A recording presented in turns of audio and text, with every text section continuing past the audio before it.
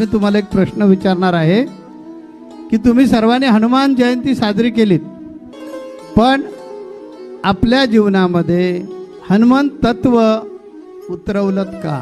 उत्सव केला आम्ही, पण हे हनुमान तत्व जे आहे ते आपल्या जीवनामध्ये उतरवणं गरजेचं आहे, तेव्हा राम दिसणार आहे.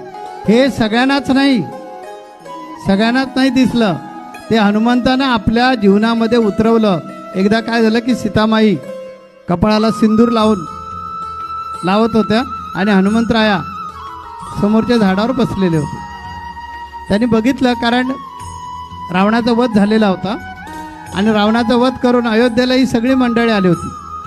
बाकीचे सगळे सोडून गेले, परंतु हनुमंतराया म्हणाले, मला दुसरा थाराच नाही, माझा श्वासच राम आहे, माझा प्राणच राम आहे, मी जाणार कुठे? म्हणून मारुतीराया भगवान प्रभू रामचंद्रांकडेच राहिले. आणि एक दिवस असा होतो की सकाळी सीतामाता आंघोळ वगैरे करतात आणि महिला तुम्ही जसा मेकअप करता तसं केलात. राजपत्नी आहे ती, त्यामुळे त्याने आपला मेकअप वगैरे केला आणि इथे सिंदूर भरला.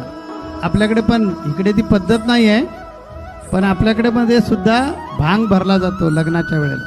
ते खंजीरानं भरायचं असतो नवऱ्यानं, इथे भांग भरला जातो.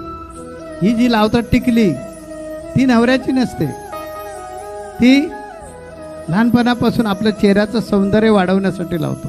आपलं लग्न झालेलं नसतं, इथे कितीतरी मुली आहेत, त्यांनी लावले की नाही बघा टिकली, ती कुणाच्या नावची लावली? पूर्वी तर गंध लावायचे, पण लावतो ना आपण ते आपल्या चेहऱ्याच्या सौंदर्यासाठी लावतो. आणि लग्न झाल्यानंतर नवरा इथे भांग भरतो. तेव्हा सीतामाईने भांग भरला सिंदूरने. मारुतीरायाने वरून बघितलं आणि मारुतीराय खाली आले आणि नमस्कार केला आणि विचारलं की माते, हे कपाळाला काय लावलं?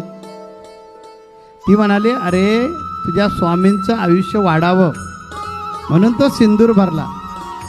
एवढं ऐकल्याबरोबर मारुती गेले आणि एक सिंदुराचा पोतच घेऊन आले आणि त्या सिंदुराच्या पोत्यात गडबडा लोळल्याने सगळ्या अंगाला सिंदूर लावून घेतला. म्हणून मारुतीच्या मंदिरामध्ये बघा सिंदूर चढवतात ना, सिंदूरचा अपभ्रंश शेंदूर.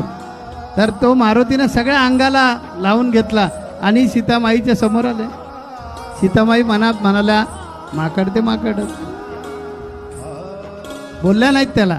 त्या सीतामाई हसल्या आणि म्हणाल्या, अरे मारुती, हे काय केलंस तू? ते म्हणाले, मालकाचं आयुष्य वाढवलं म्हणजे तुम्ही नाही ते का डोक्यामध्ये लावून घेतलंय?